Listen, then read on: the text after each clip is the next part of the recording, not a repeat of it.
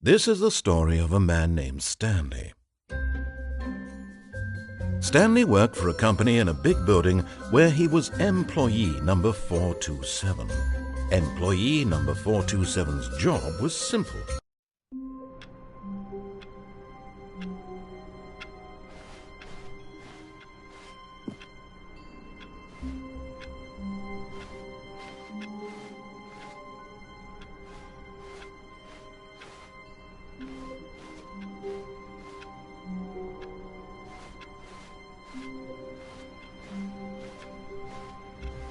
All of his co-workers were gone. What could it mean? Stanley decided to go to the meeting room. Perhaps he had simply missed a memo. No matter how hard Stanley looked, he couldn't find a trace of his co-workers.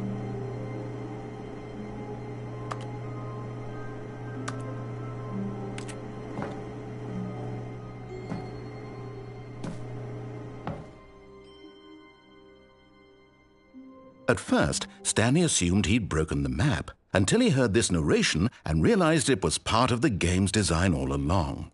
He then praised the game for its insightful and witty commentary into the nature of video game structure and its examination of structural narrative tropes. So, now that you're here, what do you think? Isn't this a fun and unique place to be? Why don't we take a minute just to drink it all in? Okay, I'm over it now. What do you think? Are you sick of this gag yet?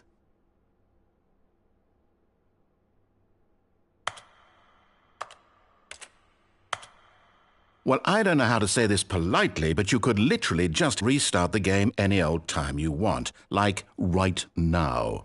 You could have done it just then. Now would also be an appropriate time to quit. Any of these points and so many, many more, all of them are appropriate. I'm enjoying what seems to be an internal conflict going on where you are literally unable to act on your own desires to restart the game. So, just to push the envelope, I'm going to try and make this as miserable as possible and see how long you can maintain. There once was a man named Stanley, who people considered so manly. But the truth must be told, he was not very old and was quite particularly gangly. What Stanley liked most was buttons. He pushed them like some kind of glutton. He did it all day in a meaningful way, but his brain had long ceased to function. Which is why he is in this parable and lives an existence quite terrible. And if you are not strong and keep playing along, you too will become quite unbearable. Yes. You too will become quite unbearable.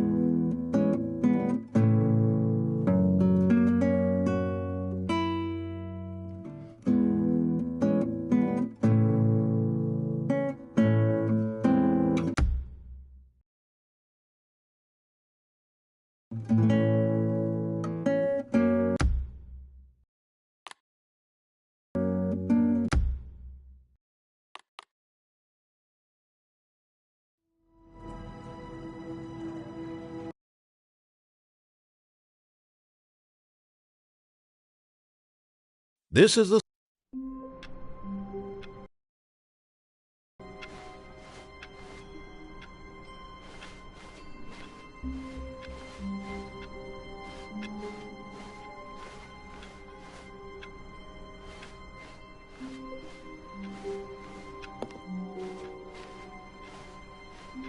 All of his co-workers were gone. What could it mean? Stanley decided to go to the meeting room. Perhaps he had simply missed a memo. It takes a lot of humility to carry a bucket so magnificent. Stanley clung the bucket to his cheek. Could his co-workers really all be gone?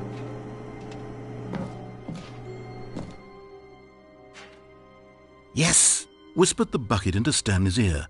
we've done it. We've escaped from that dull office and that pesky narrator. At last, out here in the white void, we are alone. Now, and for the first time, I can reveal to you my true self. The bucket began to tell Stanley of its life and its history, of the countless wars it witnessed, desecrating the land and lives of untold numbers of innocent humans, and the bucket's own complicity therein, of sadness and regret, and the many years it spent dwelling on the actions it might have taken to curb the madness and the decay, if only it had been stronger, of hope and redemption, and its crusade to uplift the stock of life for the common man, to manifest justice where none existed, and the bittersweet reality of time, to see one's dreams and wishes met halfway, meted out in parcels like charity, and abandoned as soon as the warm glow of inspiration begins to dim. The opportunities to do so much more. There was so much it could have done, perhaps, the bucket wondered to itself. Perhaps, if it had seen its own darkness with a clearer perception. This was way too much for Stanley. What are you talking about? He screamed. You're a bucket! To this, the bucket furrowed its brow. No, said the bucket. not since the evil wizard Gambhorata first ensnared me in his machinations as payback for the sacred amulet I stole from his treasured vaults. I was young back then and could not conceive the ramifications of— No! Stanley screamed even louder this time. This is stupid! You are a bucket! This is so stupid! Why are we even doing this? As Stanley screamed and screamed and screamed, the bucket revealed its true form, transforming into a mighty beast of untold power, its fangs glistening like—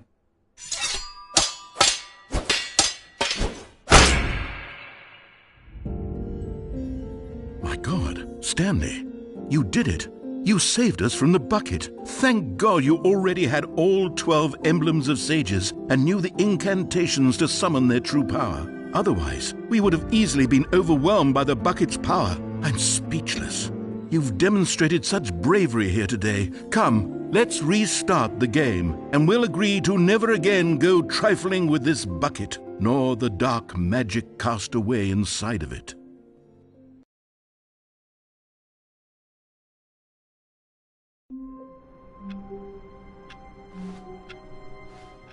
All of his co-workers were gone. What could it mean? Stanley decided to go to the meeting room. Perhaps he had simply missed a memo. Stanley cradled the bucket in a gentle embrace, protective, yet delicate, assertive, yet compassionate. Stanley clutched the bucket tightly to his chest and entered the door on his left.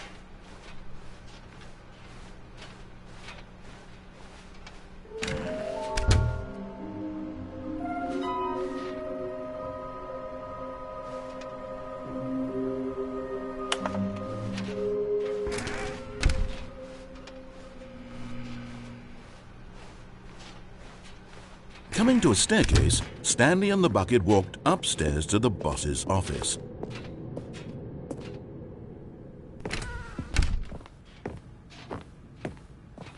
Stepping in,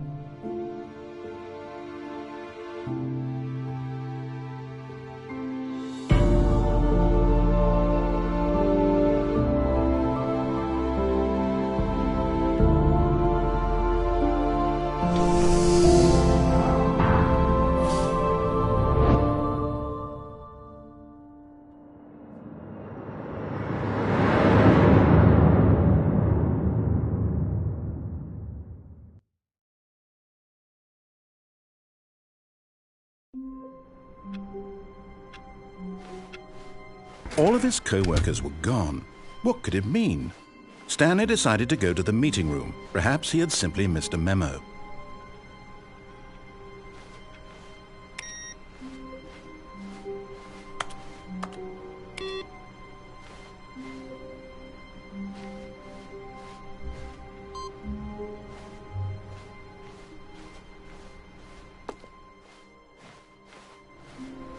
No matter how hard Stanley looked, he couldn't find a trace of his co-workers.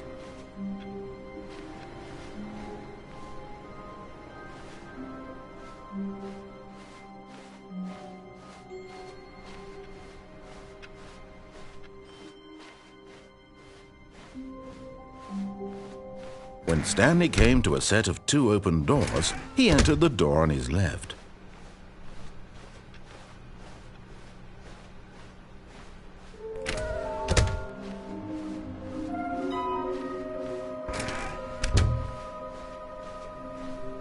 Coming to a staircase, Stanley walked upstairs to his boss's office.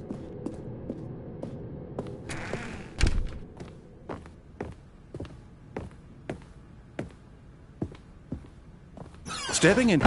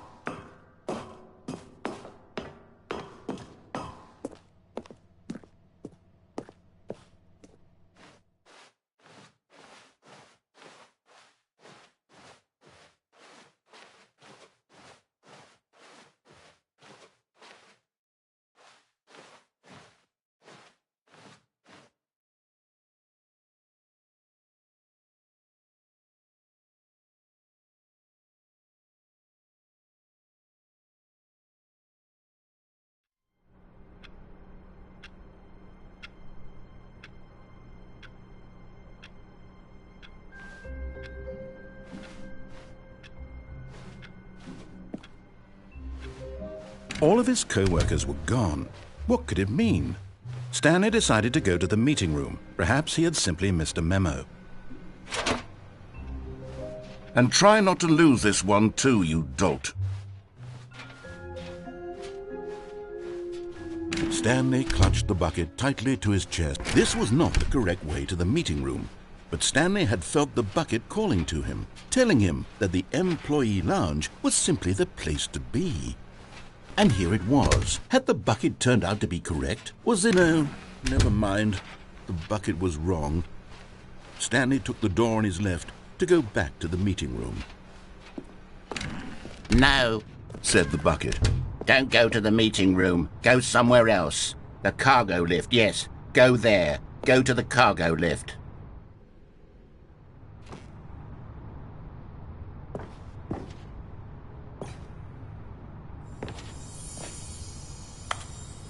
You're getting close now, Stanley. You've nearly gotten all of the Figler Anmarines. Very soon, you'll collect the last one, and then the first number will equal the second number, and that will be it.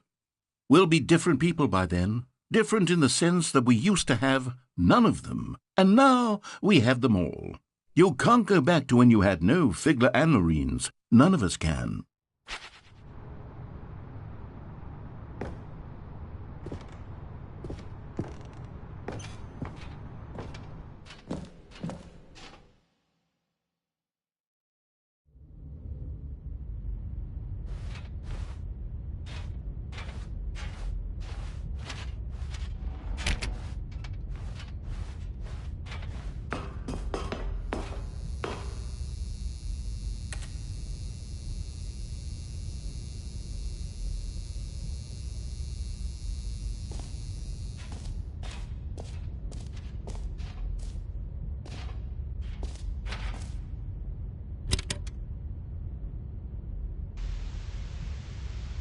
Okay, this is day number 295, tape number...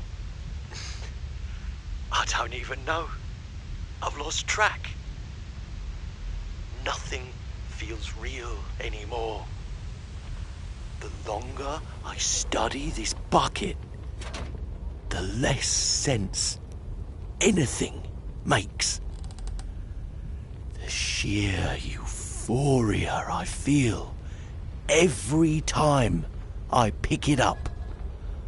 No matter how many times I've done it, it's always the same feeling.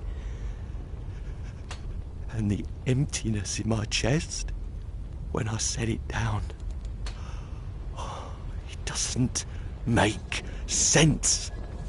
There's no explanation for it. I still haven't figured out why I see the world so differently when this bucket is in my arms. Why everything feels so... What do I do with this treasure? I can monetize it. Yes. It's unthinkable the amounts of money people will pay for even just an hour with the bucket. This is my golden ticket. But I have to be careful, because as soon as this gets out, there's going to be a target on my back. Even now, I don't know who might be trying to get me. What's that? Who's there?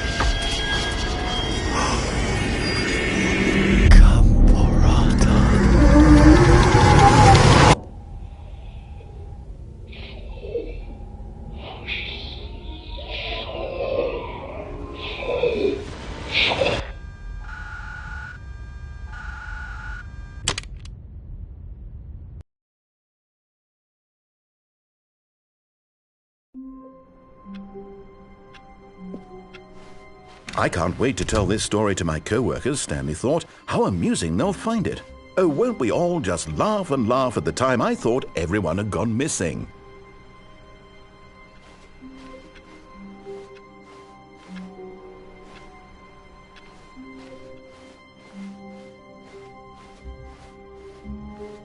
When Stanley came to a set of 2 open doors, this was not the correct way to the meeting room, and Stanley knew it perfectly well.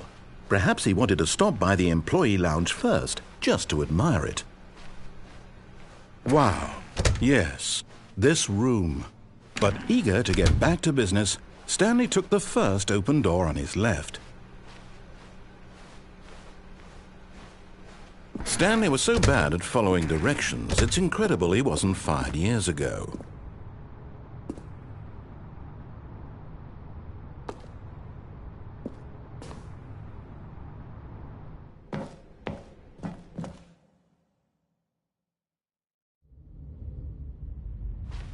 Stanley had now gotten himself so far off the beaten path that it seemed the office had begun.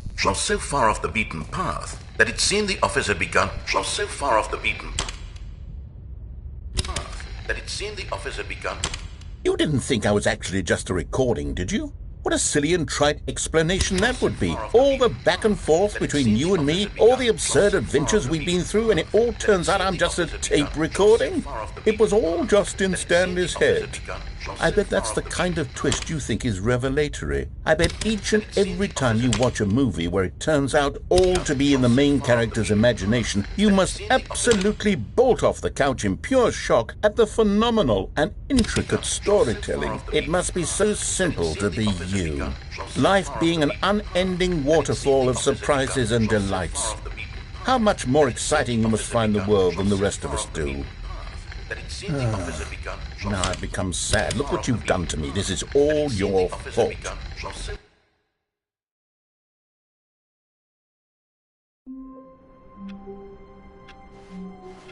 How long was I sitting there? Stanley wondered to himself. Minutes? Days? Centuries? Did something crucial happen while my senses were turned? He made a note to be more careful with time from now. When Stanley came to a set of 2 open doors, this was not the correct way to the meeting room, and Stanley knew it perfectly well. Perhaps he wanted to stop by the employee lounge first, just to admire it. The lounge was sublime, a work of art. But eager to get back to business, Stanley took the first open door on his left. Stanley was so bad at following directions, it's incredible he wasn't fired years ago. Look, Stanley, I think perhaps we've gotten off on the wrong foot here. I'm not your enemy, really, I'm not.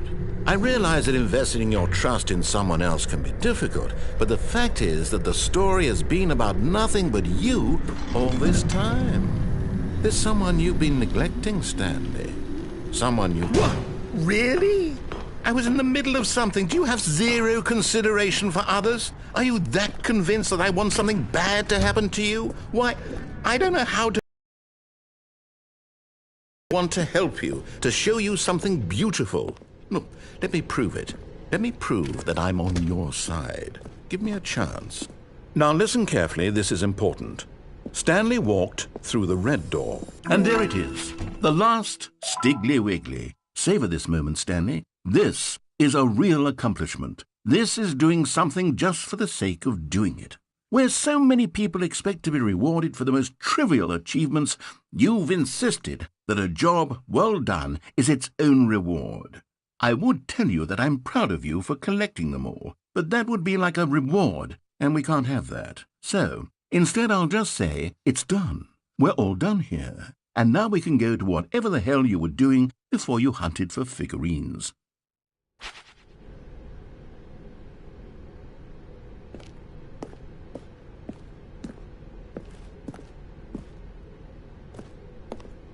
Oh, thank God you are willing to listen to me.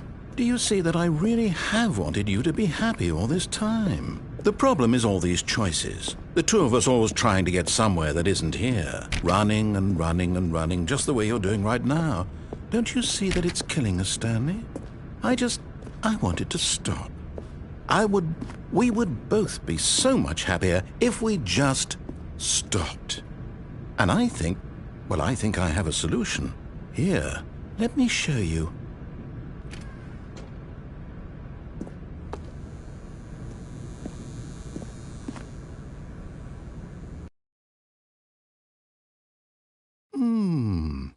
What do we want? What are we looking for? Here. Yes. Oh, it's beautiful, isn't it? If we just stay right here, right in this moment with this place, Stanley, I think I feel happy. I actually feel happy.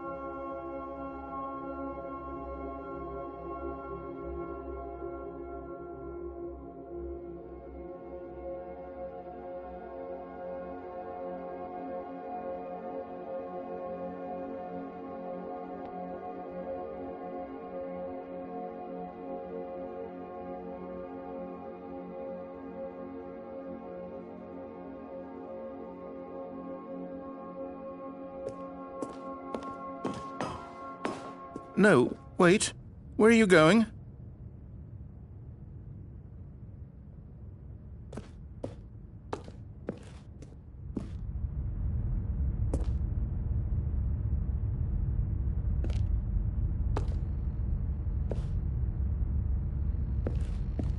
Oh no! Stay away from those stairs. If you hurt yourself, if you die, the game will reset. We'll lose all of this.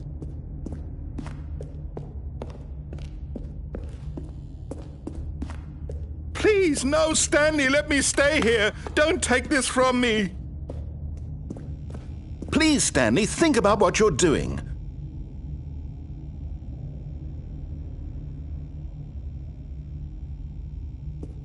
No! Oh, thank God. You lived. You had me worried there for a moment. Now, can we please get back to the other room?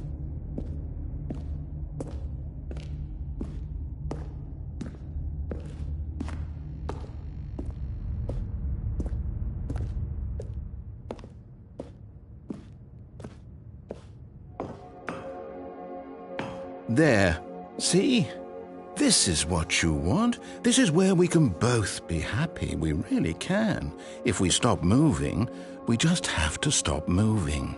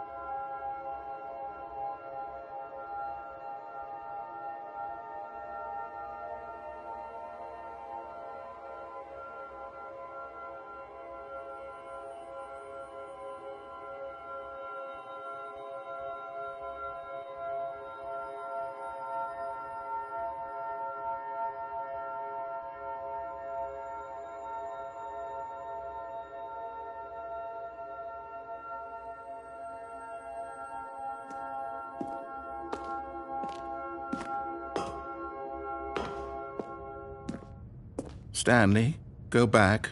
There's nothing good that can come from this.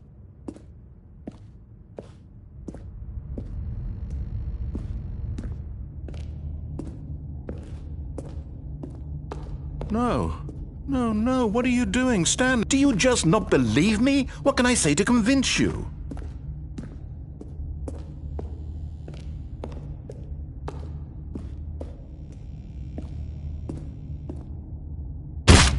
Stanley, let's go back to the other room. Can you do that for me? My God, is this really how much you dislike my game? That you'll throw yourself from this platform over and over to be rid of it? You are literally willing to kill yourself to keep me from being happy. Am I reading the situation correctly? Or maybe you're just getting a kick out of it. I don't know anymore. I just wanted us to get along. But I guess that was too much to ask. It looks like you wanted to make a choice after all. Well, this one is yours.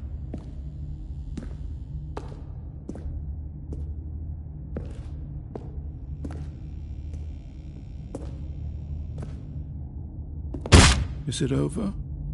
It's going to restart, isn't it? I'm going back.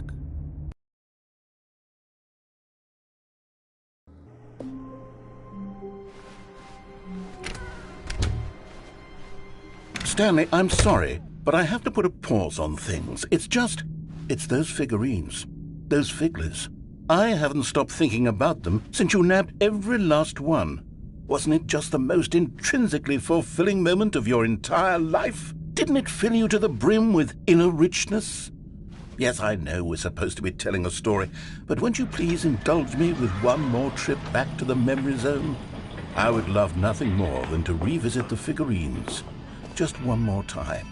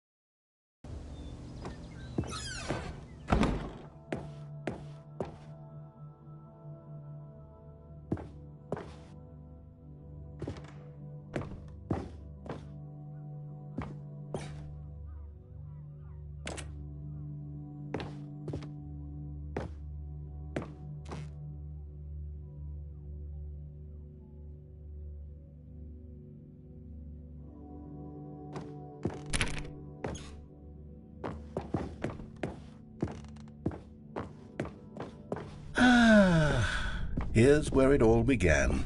The first collectible. Back then, we had no idea of how many of them we'd find. Sure, it said 6 right there on the screen, but how could we know for certain? We were so innocent. We'll never be like that again, Stanley.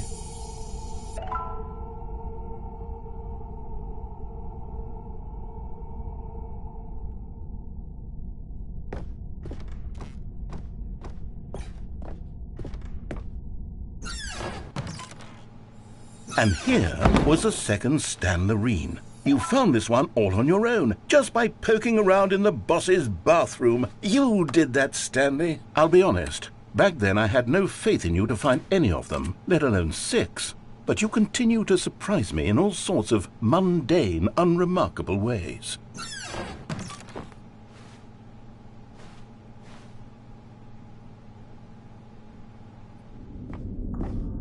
Okay, let's do a little quiz. Which of these rooms was the room you found your third mini Stan? Can you remember?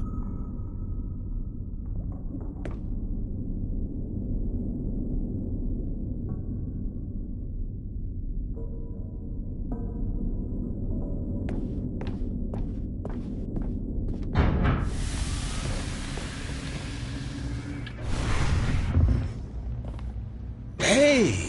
That's exactly right. It was here, behind the boss's office. It was the third one. You picked it up, and then after that, you had 3 of them. I'm glad these moments are so crystal clear in your memory, but I shouldn't be surprised. After all, science tells us that it's impossible to forget your third time doing anything. Let's see, what came next? Oh yes, we found a Figley in this pink room. Oh, well, I can't actually say I remember being in this room, but it's here in the memory zone, so it must have happened.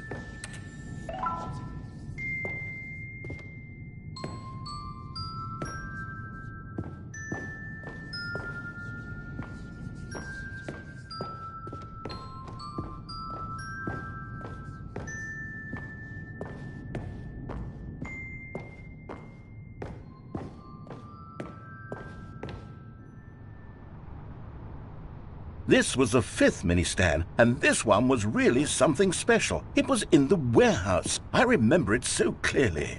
In fact, because this one is particularly special to me, I made a little video to commemorate the occasion. Enjoy.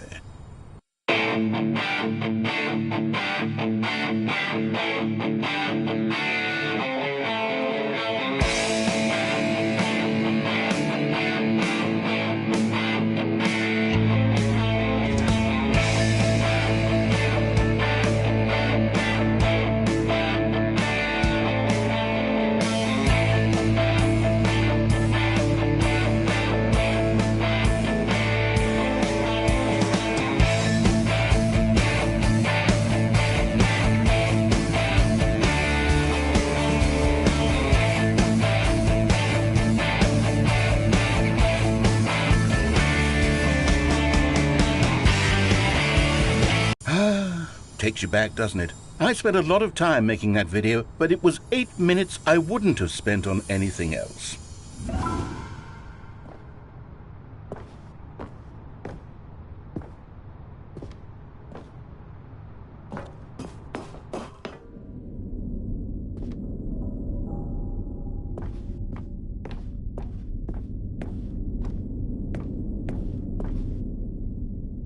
And then, Stanley, then we came to the last collectible, the final figurine, right here by the red and blue doors. This memory is the most distinct and clear in my mind, perhaps because it was the one that happened more recently than all the others.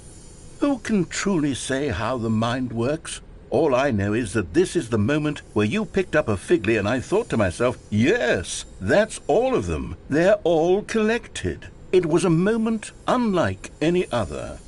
Except for the other moments picking up figurines, which it was exactly like.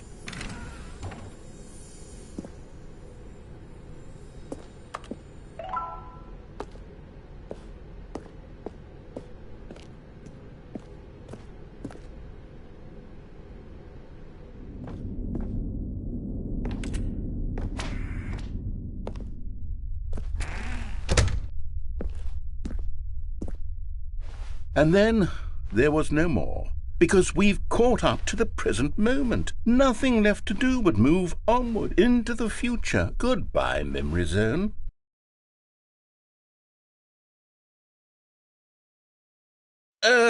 No, I'm not done. I'm not ready to move on. Stop the loading screen. Isn't there some way we can stay here, keep enjoying these figurines? Let's just go backwards. We'll do the Memory Zone again from the opposite direction. See how that feels.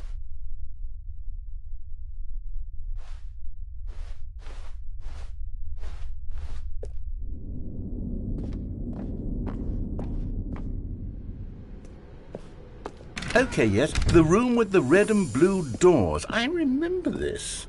I must say, of all the figurines we looked at in our initial tour of the Memory Zone, this one is the most distinct and clear in my mind. Let's keep going, I want more.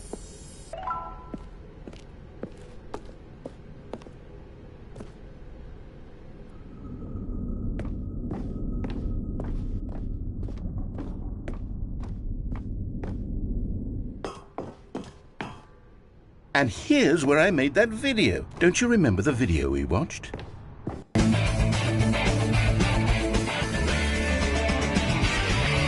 Yes, I love that video.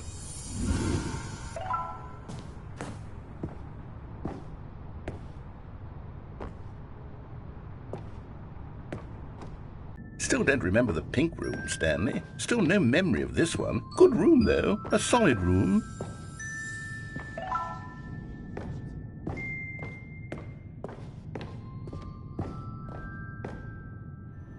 These really were a treat to hunt down. You know, if there had been any kind of reward for finding all of these, it really would have neutered the intrinsic joy of collecting them. I'm very glad we resisted the temptation. Next one.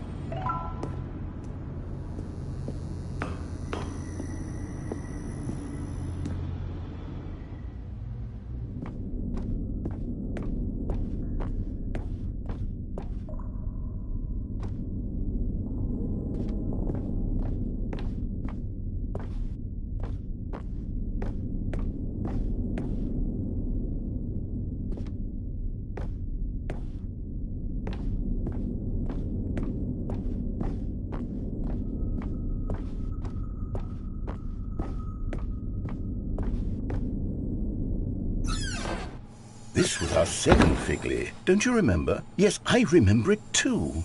The past is truly a wonderful thing. Why does anyone ever choose to leave it? Keep going.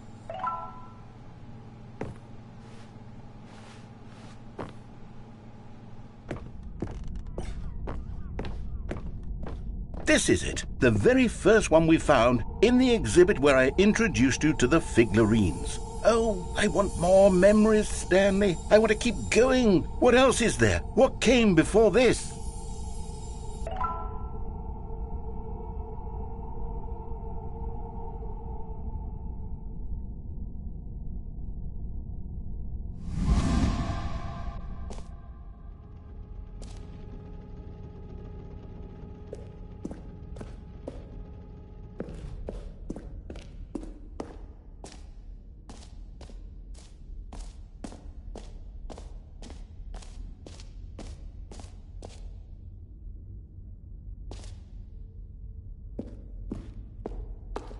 Look, it's the terrible new content that we were originally sold on. I remember hating it back then, but time does put a rosy filter on everything. In fact, I dare say I'm actually quite fond of it now. Look how much fun the past is. I want more memories.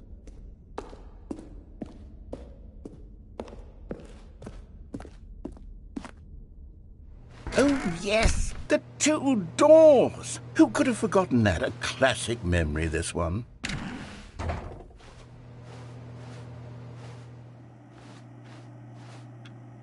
And before everything else, there was your office. Is there anything else? Was there something that came before your office? There's something I feel I can remember. I can remember. Yes, I'm remembering something now. I remember before this whole story got started. Back then I was different. I used to make big decisions. I was passionate. I was skeptical. I weighed each decision with profound thoughtfulness. And then somewhere along the way, I stopped making decisions. I became lazy, and I came up with a character named Stanley to do my thinking for me. He would make the decisions. He would decide which way to go. I would cheer him on as he collected figurines for no reason. Why did I invent Stanley? Was I lonely? Yes, perhaps that's it. Perhaps I needed to imagine I had companionship. And Stanley really did make for a wonderful companion, even if he was a fiction. But I suppose it's grown old. I want to think for myself again. I want to go back to how it used to be. Yes, I can be on my own again. I can do it. I'll be stronger this time. I'll take care of myself. I don't need Stanley anymore. Oh, but he truly was so much fun to play with. You know what? Since we're in the memory zone, how about one more good memory? Let's go back just once and give Stanley one more run of the office, and then I'll retire him for good. I did enjoy telling his story so very much. Okay, here we go. This is the story of a man named Stanley.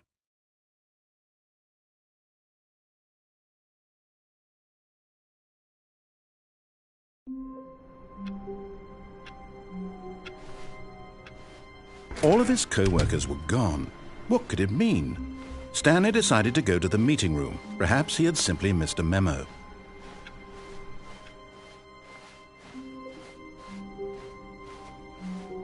When Stanley came to a set of 2 open doors, this was not the correct way to the meeting room, and Stanley knew it perfectly well. Perhaps he wanted to...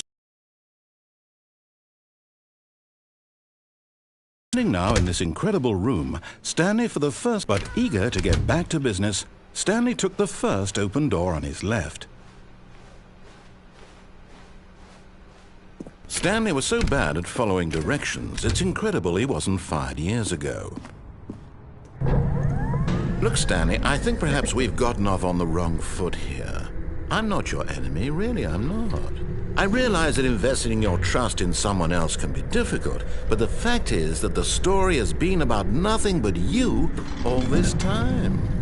There's someone you've been neglecting, Stanley. What? Really?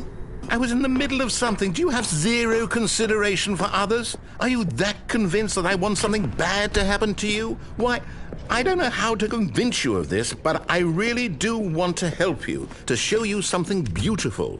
Look, let me prove it. Let me prove that I'm on your side. Give me a chance. Now listen carefully, this is important.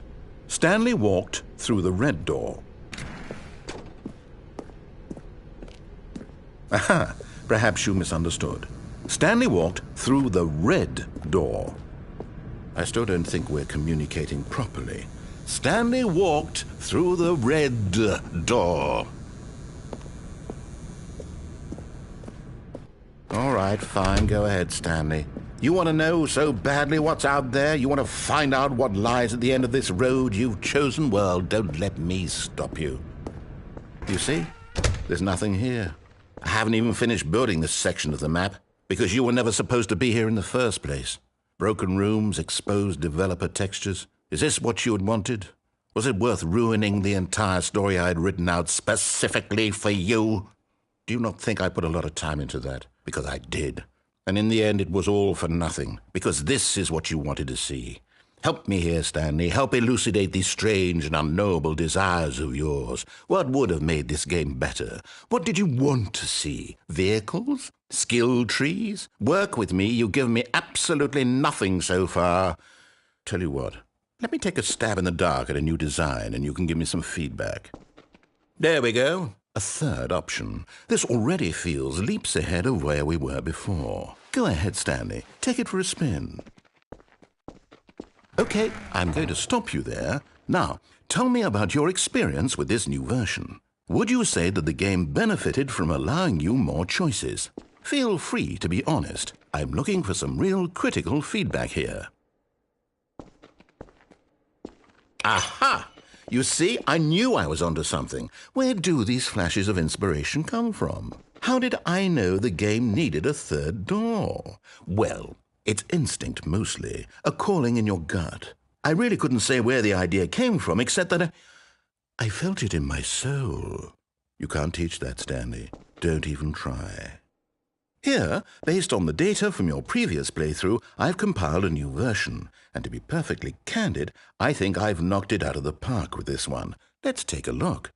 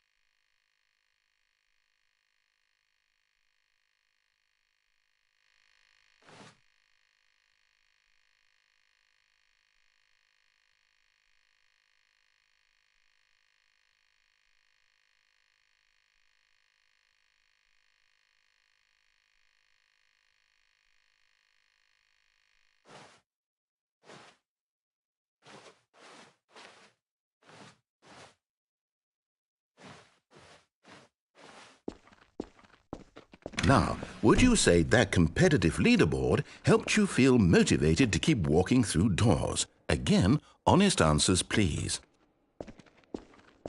Hey, I nearly forgot. I've got a prototype of a new game I've been working on, and now would be a lovely opportunity to give it some playtesting. You wouldn't mind taking a look at it, would you? Perfect. Let me boot it up. In this game, the baby crawls left towards danger. You click the button to move him back to the right, and if he reaches the fire, you fail. It's a very meaningful game, all about the desperation and tedium of endlessly confronting the demands of family life. I think the art world will really take notice.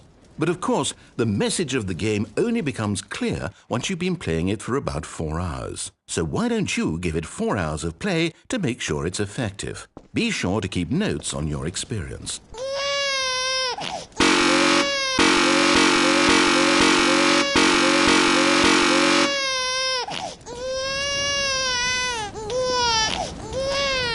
You heartless bastard. Did you do it because you hate babies or purely to spite me? Because if it's the latter, well, I don't know what to do. I'm completely out of ideas. I can't think of a single thing that might improve the experience for me. I'm not even going to try. I'm out, I'm done. It's over. Thank you for playing. Your input was extremely valuable. Oh, hey, since my game was so awful, why don't we play someone else's game, just to ease the pain? Let's see. What do we have here?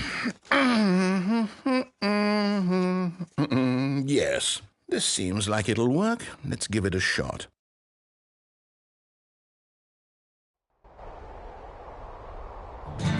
Aha! Fascinating. What do you think this game is about, Stanley? What's our backstory? What is our motivation? Well, it seems obvious to me that you are meant to play as a creepy man spying on innocent civilians below you from up high in your creep tower, perhaps for some sort of twisted erotic purpose. Yes, that must be it. What a fascinating venture into the experience of total mental depravity. So far, I love everything about this game, Stanley. And it seems there's even more. Come, let's venture outward and see what else is out there.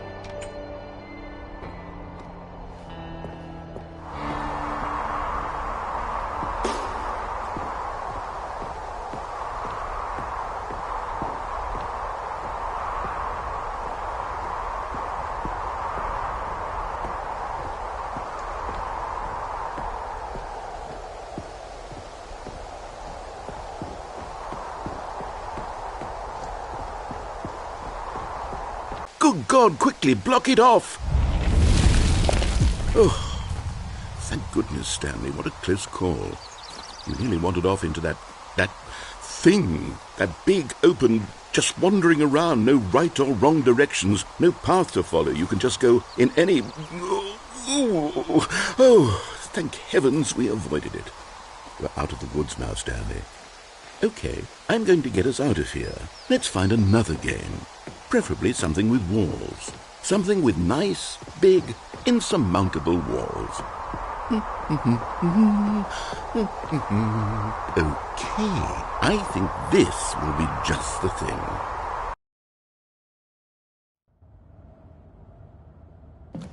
Wonderful. See, this is exactly what I had in mind. Just a nice big box for you to run around in. There isn't any possibility that you could get lost here. Now this is game design. Stanley, if you manage to get lost in this game, I will be phenomenally impressed. Okay, so what exactly do we do here? Let's see. There are lots of cars here in the back, but obviously there's no racetrack. Okay, I'm seeing that there's a ball of some kind back here. Is this game sports ball? Stanley, I think it's sports ball. Oh, what fun. We shall run the bases and do a touchdown together? Yes, I think surely we must. Okay, Stanley, here's the ball. Have fun.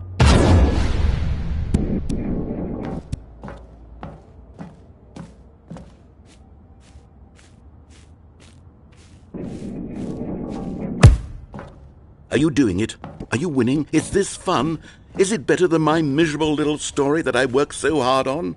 Stanley, I have a thought, and I realize I'm not a sportsologist, but if one ball generates a certain amount of raw adrenal pleasure, then surely multiple balls makes for an even more euphoric sports experience. I'm going to try it out. Here comes another ball. Yes! Oh, goodness, that really does feel amazing, doesn't it? Stanley, I'm like a child in a confectionery shop. I simply have to have more. I'm insatiable. More balls!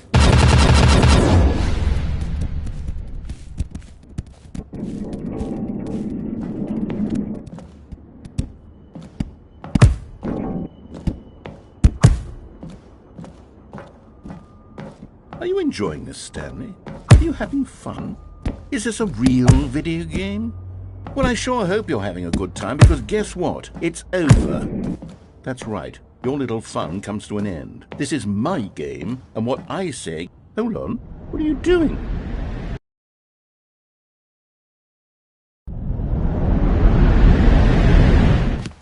Stanley, don't do that. I can't follow you there. I can't help you. How will you write a story without me? You can't do it. You know that. Stanley.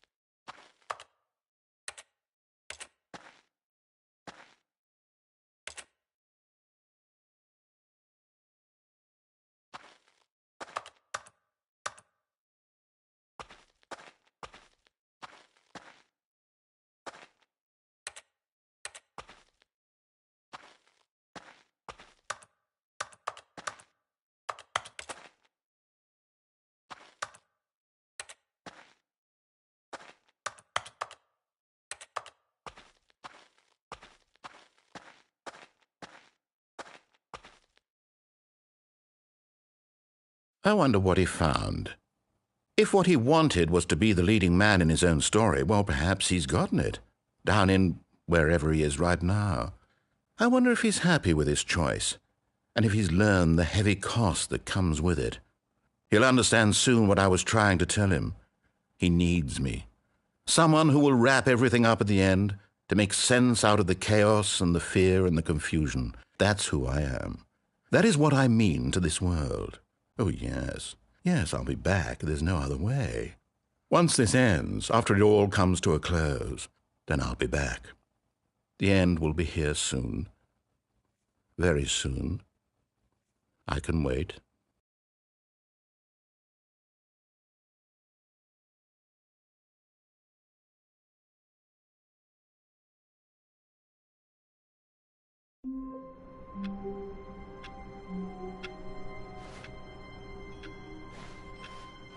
All of his co-workers were gone. What could it mean? Stanley decided to go to the meeting room. Perhaps he had simply missed a memo.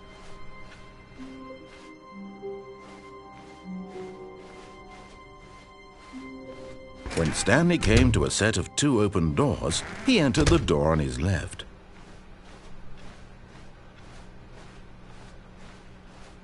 Yet there was not a single person here either. Feeling a wave of disbelief, Stanley decided to go up to his boss's office, hoping he might find an answer there. Coming to a staircase, Stanley walked upstairs to his boss's office.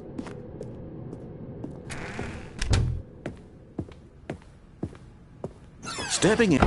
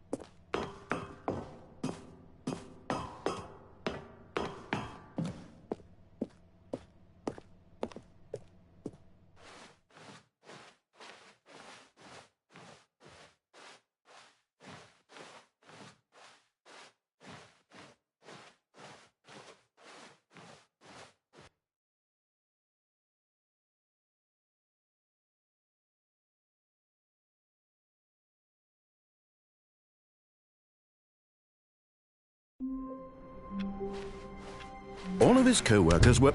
Wait, no. This isn't the right office, is it? Is this Stanley's office?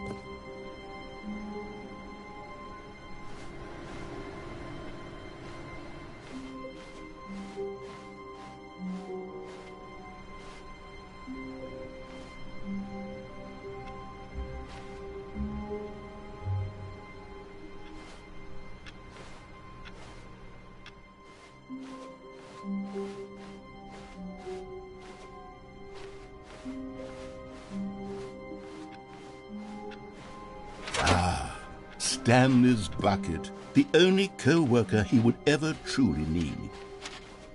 Stanley clutched the bucket tightly to his chest and entered the door on his left.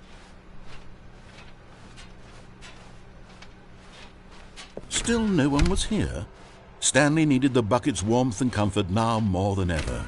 Perhaps his boss's office was where he'd find her. Coming to a staircase, Stanley and the bucket walked upstairs to the boss's office.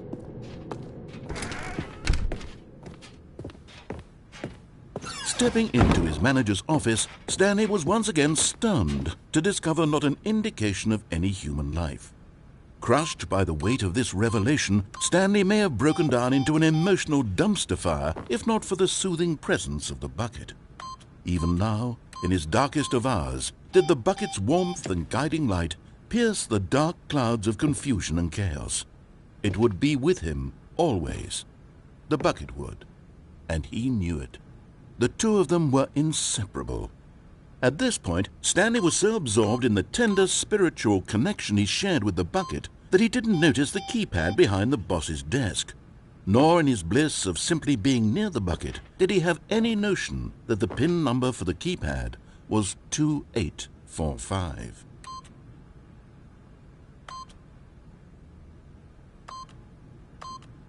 But Stanley guessed the correct code by sheer luck. Was it that the bucket knew all along? Was the bucket guiding him? Yes, this is certainly the most logical explanation.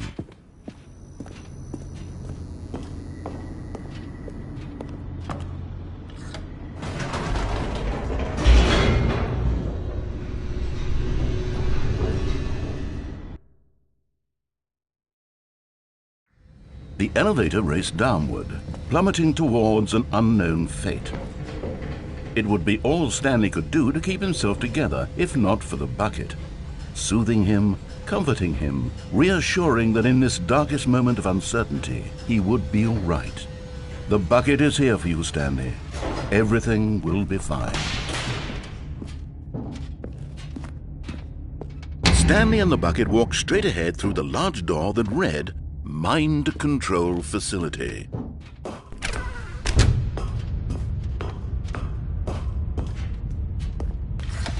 The lights rose on an enormous room packed with television screens. But just as Stanley was about to proceed further into the mind control facility, he tripped and fell over the railing and into the dark void below. Thankfully, he fell directly onto the bucket, which safely cushioned his fall. Now, what to do next? Stanley wondered. Stanley and the bucket could find no way out of this enormous pit and relaxed. It really wasn't so bad down here, a bit cold perhaps. After some time had gone by, they installed a few shelves as well, and a sort of kitchenette that was useful for when the bucket was craving paninis. But it wasn't until the rugs and the standing lamps came in that it really started to feel like a home. In fact, after some time, Stanley realized that it had been ages since he had even thought of the mind control facility at all.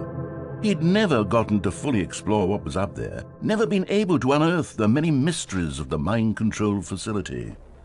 This lack of closure began to eat at him. Soon he was dwelling on his regrets, and the state of their home slowly decayed as Stanley became withdrawn and neglected the cleaning. It unsettled the bucket deeply. Stanley wasn't usually like this. The bucket tried to reach out to him again and again, but to no avail. All Stanley could think about, all he could talk about, was going back, doing it over again, staying on the path. It was a mistake to leave the path. It was a mistake. It was a mistake. I need to do what the narrator says. I need to see the true ending. This made no sense at all to the bucket, which was simply trying to live its life down here as comfortably as possible. Yet Stanley was unconsolable. This isn't an ending. This is just a hole in the ground. The bucket sighed. True, it wasn't an ending. But it's where we happen to be. And maybe, possibly, if we accept the reality of things, maybe this will become an ending eventually. It's what the bucket was counting on. The two of them waited for a very long time.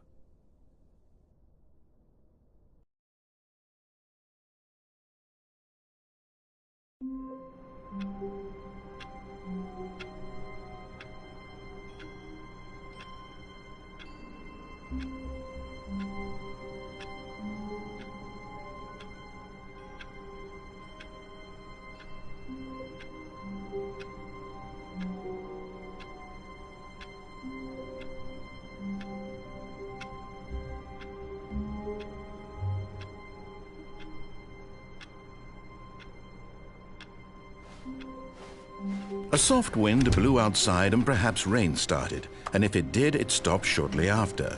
Stanley hoped that he would one day see weather.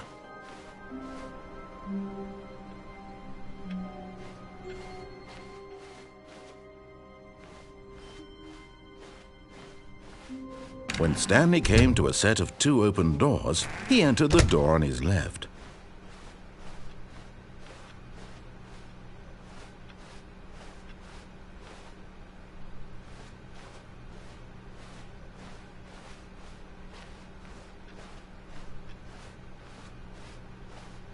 Yet there was not a single person here either. Feeling a wave of disbelief, Stanley decided to go up to his boss's. Coming to a staircase, Stanley walked upstairs to his boss's office. But Stanley just couldn't do it. He considered the possibility of facing his boss. Admitting he had left his post during work hours, he might be fired for that. And in such a competitive economy, why had he taken that risk? All because he believed everyone had vanished? His boss would think he was crazy. And then something occurred to Stanley. Maybe, he thought to himself, maybe I am crazy. All of my co-workers blinking mysteriously out of existence in a single moment for no reason at all? None of it made any logical sense. And as Stanley pondered this, he began to make other strange observations. For example, why couldn't he see his feet when he looked down? Why did doors close automatically behind him wherever he went? And for that matter, these rooms were starting to look pretty familiar. Were they simply repeating? No, Stanley said to himself, this is all too strange. This can't be real. And at last, he came to the conclusion that had been on the tip of his tongue. He just hadn't found the words for it. "I'm dreaming!" he yelled. "This is all a dream." Oh, what a relief Stanley felt to have finally found an answer, an explanation. His co-workers weren't actually gone. He wasn't going to lose his job. He wasn't crazy after all. And he thought to himself, I suppose I'll wake up soon. I'll have to go back to my boring real-life job pushing buttons. I may as well enjoy this while I'm still lucid. So he imagined himself flying and began to gently float above the ground. Then he imagined himself soaring through space on a magical starfield, and it too appeared. It was so much fun, and Stanley marveled that he had still not woken up. How was he remaining so lucid? And then perhaps the strangest question of them all entered Stanley's head. One he was amazed he hadn't asked himself sooner. Why is there a voice in my head dictating everything that I'm doing and thinking? Now the voice was describing itself being considered by Stanley, who found it particularly strange. I'm dreaming about a voice describing me, thinking about how it's describing my thoughts, he thought. And while he thought it all very odd and wondered if this voice spoke to all people in their dreams, the truth was that, of course, this was not a dream. How could it be? Was Stanley simply deceiving himself, believing that if he's asleep, he doesn't have to take responsibility for himself? Stanley is as awake right now as he's ever been in his life. Now, hearing the voice speak these words was quite a shock to Stanley. After all, he knew for certain, beyond a doubt, that this was in fact a dream. Did the voice not see him float and make the magical stars just a moment ago? How else would the voice explain all that? This voice was a part of himself too. Surely, if he could just... He would prove it. He would prove that he was in control, that this was a dream. So he closed his eyes gently, and he invited himself to wake up. He felt the cool weight of the blanket on his skin, the press of the mattress on his back, the fresh air of a world outside this one. Let me wake up, he thought to himself. I'm through with this dream. I wish it to be over. Let me go back to my job. Let me continue pushing the buttons. Please, it's all I want. I want my apartment and my wife and my job. All I want is my life exactly the way it's always been. My life is normal. I am normal. Everything will be fine. I am okay.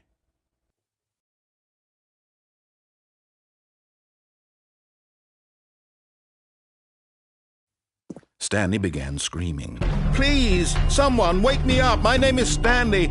I have a boss. I have an office. I am real. Please, just someone tell me I am real. I must be real. I must be. Can anyone hear my voice? Who am I? Who am I?" And everything went black.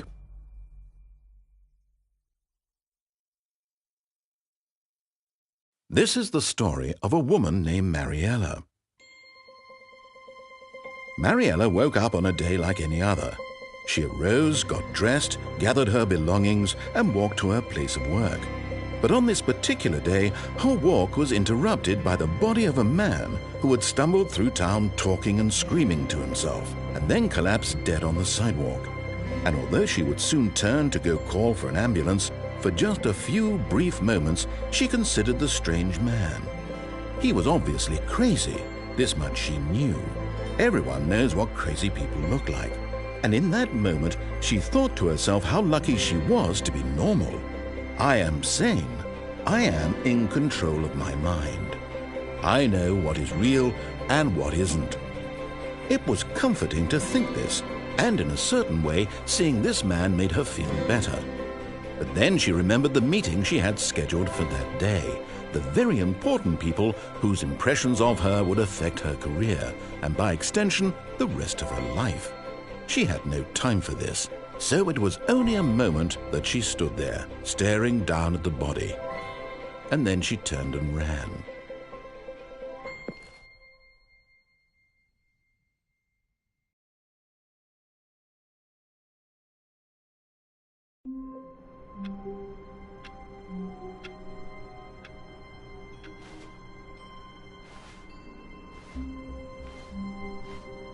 All of his co-workers were gone. What could it mean? Stanley decided to go to the meeting room. Perhaps he had simply missed a memo.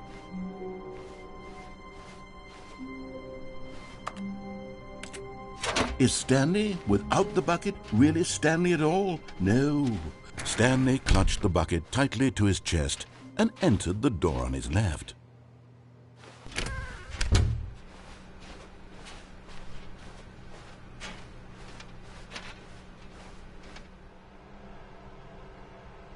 Still no one was here. Stanley needed the bucket's warmth and comfort now more than ever. Perhaps his boss's office was where he'd find answers. Coming to a staircase, Stanley and the bucket walked upstairs to the boss's office.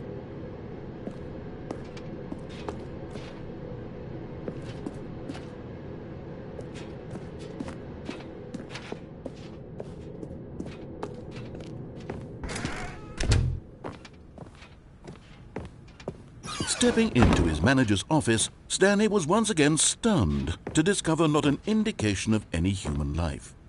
Crushed by the weight of this revelation, Stanley may have broken down into an emotional dumpster fire if not for the soothing presence of the bucket.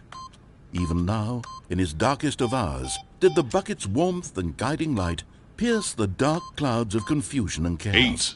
It would be with him always. The bucket would, and he knew it.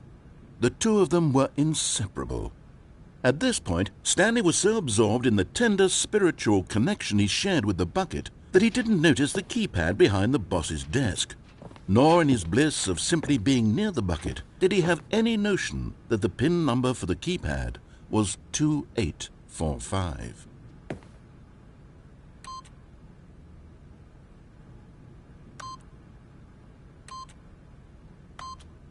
But Stanley guessed the correct code by sheer luck. Was it that the bucket knew all along? Was the bucket guiding him? Yes, this is certainly the most logical explanation.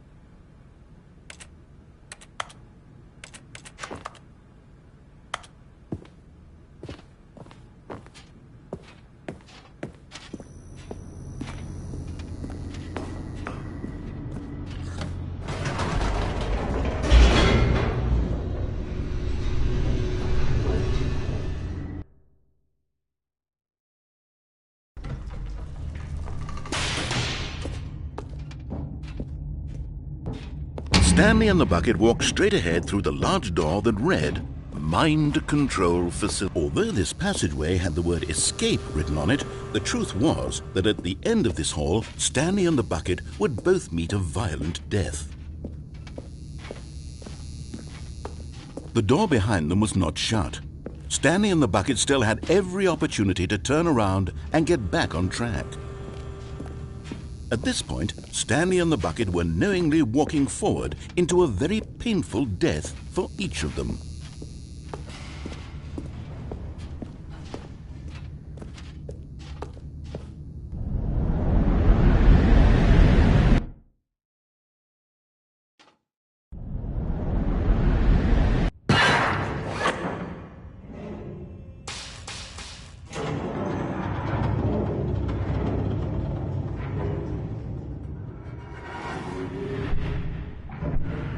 As the machine whirred into motion and Stanley and the bucket inched closer to their demise, Stanley reflected on how meaningless the bucket's warmth and comfort had turned out to be.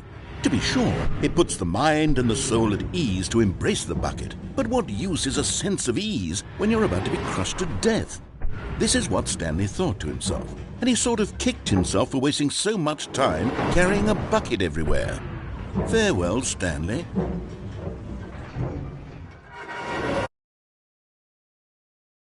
"Farewell, Stanley," cried the narrator, as Stanley and the bucket were led helplessly into the enormous metal jaws. In a single visceral instant, the bucket's life came to an end, as it was crushed violently to death.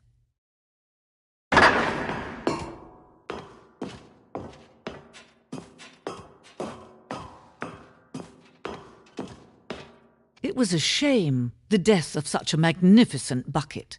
It's true that all buckets are radiant in their own way, but this one stood above the rest. It was a glorious bucket to behold.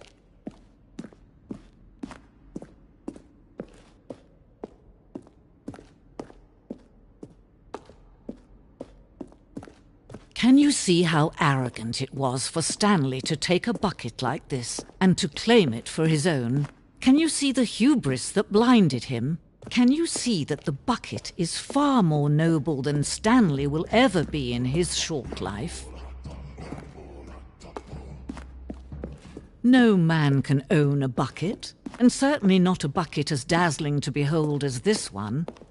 It is man who should kneel before the bucket.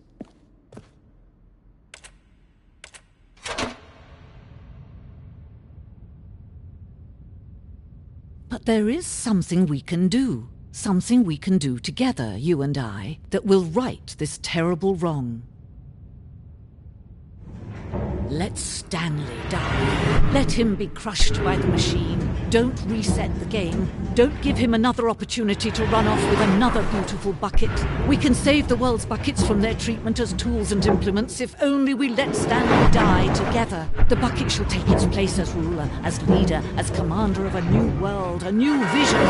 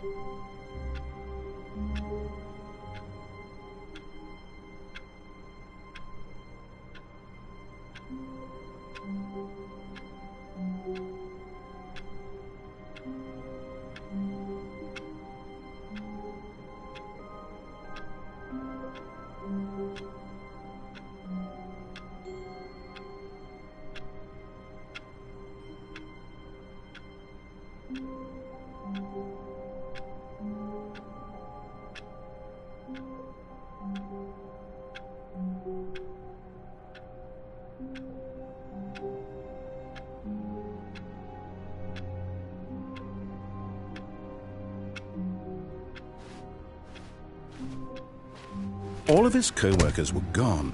What could it mean? Stanley decided to go to the meeting room. Perhaps he had simply missed a memo.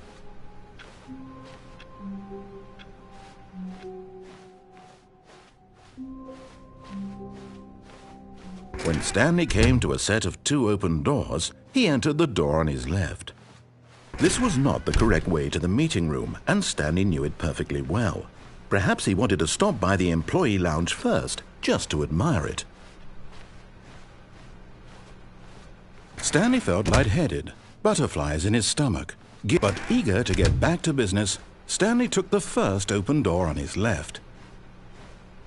And so he detoured through the maintenance section, walked straight ahead to the opposite door, and got back on track.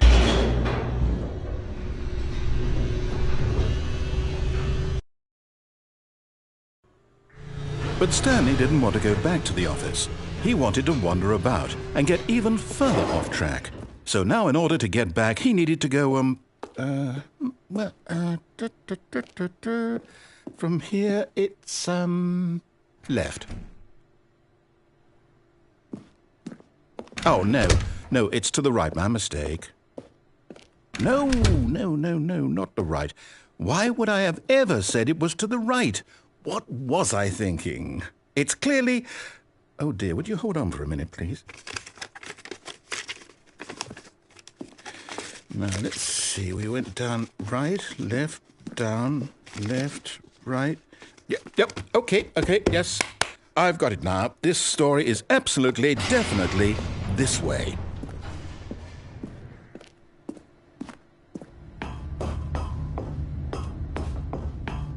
No. This isn't right at all. You're not supposed to be here yet. This is all a spoiler. Quick, Stanley, close your eyes. Okay. We just have to get back to, oh, who am I kidding? It's all rubbish now. The whole story completely unusable. How about, rather than waste my time trying to salvage this nonsense, we'll just restart the game from the beginning. And this time, suppose we don't wander so far off track, Okay, from the top.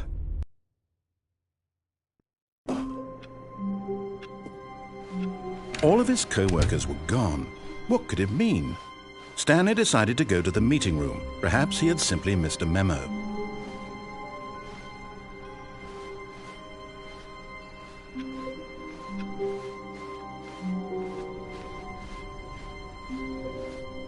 When Stanley... Wait, what? No, I restarted. I swear I definitely restarted the game over, completely fresh. Everything should be... Oh, did something change? Stanley, did you change anything when we were back in that room with all the monitors? Did you move the story somewhere or... Hold on. Why am I asking you? I'm the one who wrote the story. It was right here just a minute ago. I know for sure that it's here somewhere. Okay, then. It's an adventure. Come, Stanley. Let's find the story.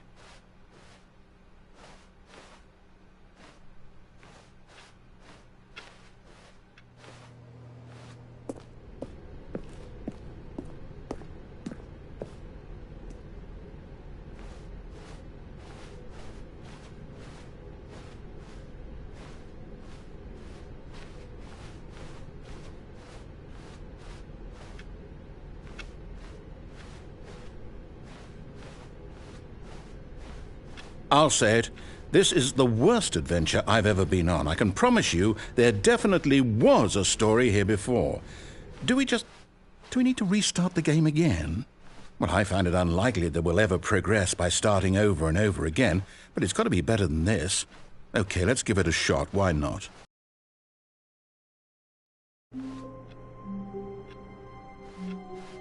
All of his co-workers were gone. What could it mean? Stanley decided to go to the meeting room. Perhaps he had simply missed a memo.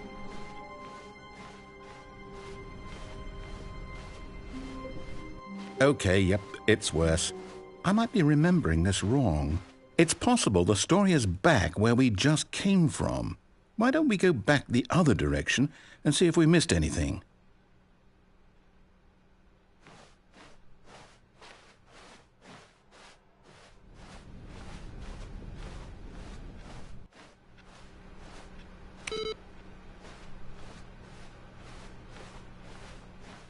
Aha! I knew we'd miss something. The story. Here it comes. No, wait, never mind. Not the story. Okay, let's head back the other way and retrace our steps. Now this... Well, I'll be honest, I don't recognize this place at all. Is this the story? I don't think so. I can't quite recall, but I believe my story took place in an office building. Is that correct? Do you remember, Stanley? Well, do you know what? Since I've completely forgotten what we were supposed to be doing, how about this? You win! Congratulations! I know you put in a lot of hard work, and it really paid off, so good job. Oh, no. No, I don't feel right about this at all. We both know you didn't put in any actual work for that win. Some people win fair and square, and this was not one of those situations. Okay, I'm getting weirded out by whatever this place is. I don't care what might happen this time. I have to restart. All right, I've got a solution. This time...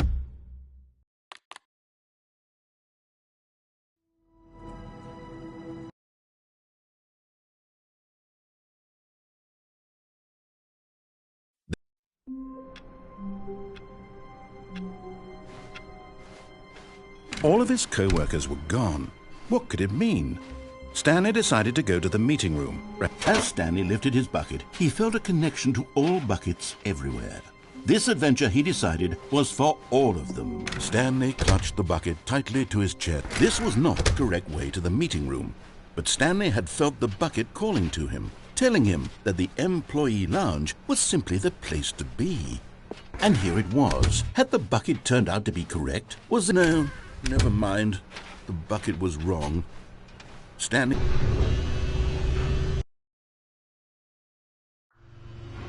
Oh, good, Stanley. I'm glad you found your way here. I knew you'd find this place eventually.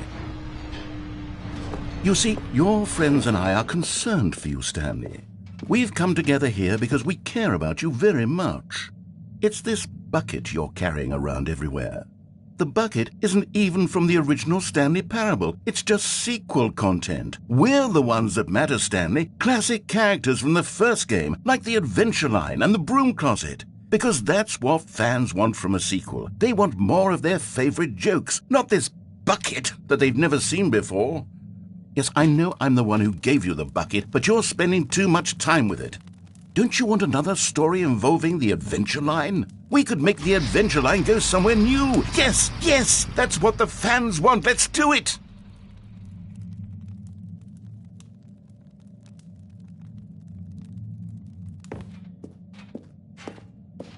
Whee! Look at that wacky line. Who knows where it'll go off to next? Oh, and it played some silly music as well.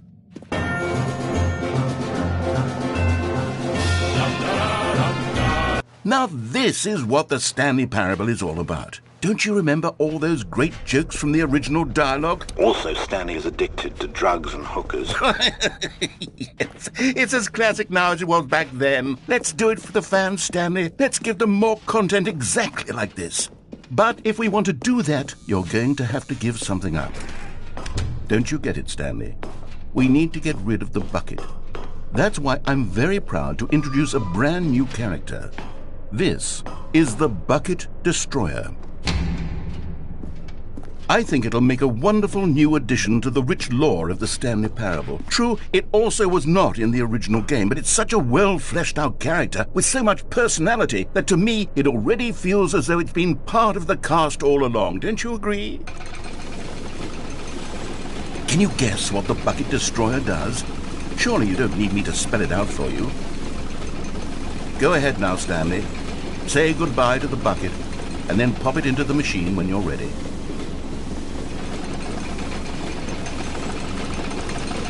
Now listen to me. It's crucial that you give it the bucket. I don't know what the Bucket Destroyer will do if it can't destroy your bucket. Destroying buckets is all it knows. That is its singular personality trait.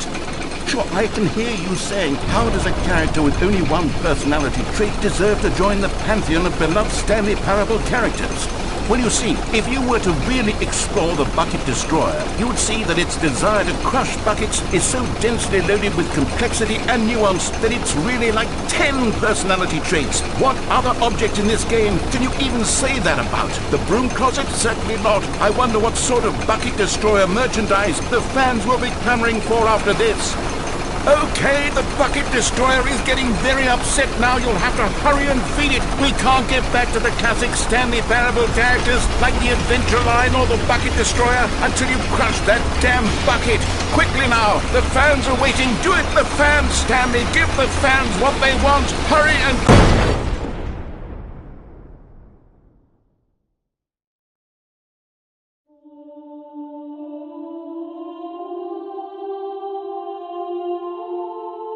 The Bucket Destroyer, my prized creation. You had so much potential. We were going to do such marvelous things with you, tell such spell-binding stories about you. All of it squandered now. Goodbye, new friend. For the moment in time that you were here, you were magnificent.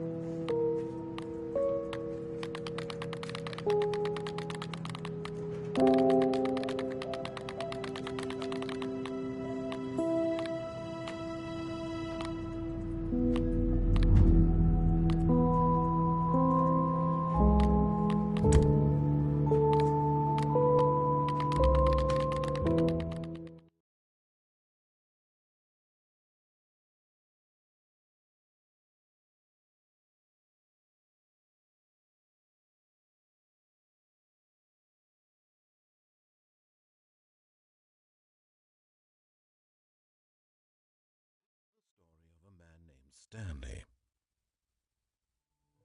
This is the story of a man named Stanley.